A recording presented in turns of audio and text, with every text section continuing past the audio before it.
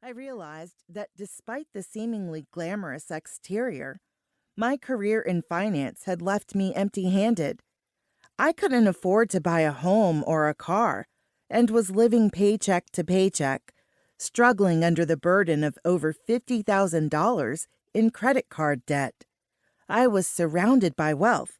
I created it for others, and yet I felt unmistakably, for lack of a better word, broke.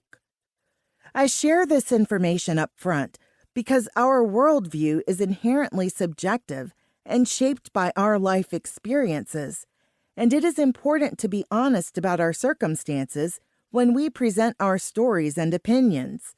The views expressed in this book are no exception, encompassing elements of history, analysis, and innate biases.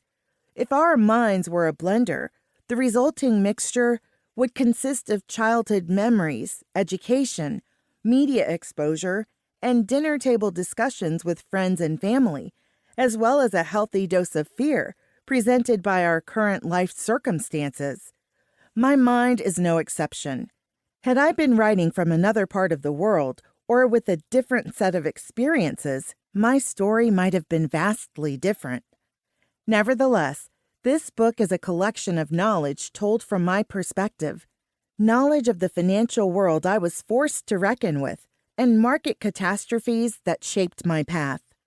It recounts everything I've learned about money over a lifetime, detailing my journey to achieve financial independence and become the first self-made millionaire in my family, and to no longer feel blindsided by the daily effects of the financial system that governs our lives. I started working on this book during the pandemic, and thus, at times, I tried to answer a somewhat existential question: how did we get here? On March 11th, 2020, United States President Donald Trump made a late-night announcement during a press conference. In an unprecedented move, he declared that the American border would be closed to travelers from Europe.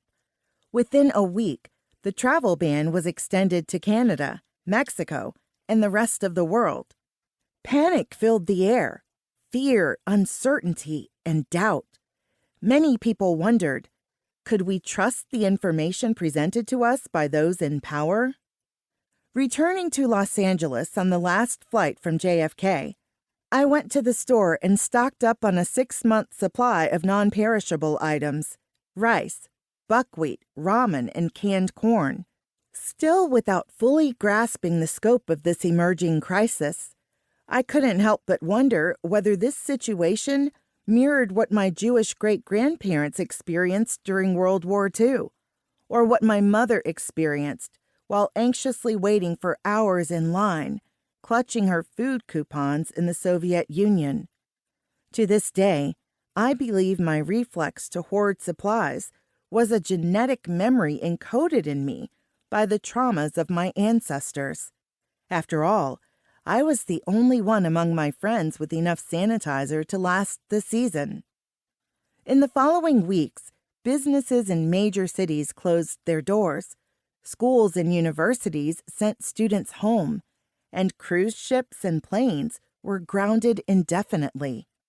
To curb the virus's spread, people refrained from going to restaurants, shopping in stores, and taking vacations. Concerns over paying rent and other expenses escalated as money became a top priority for everyone.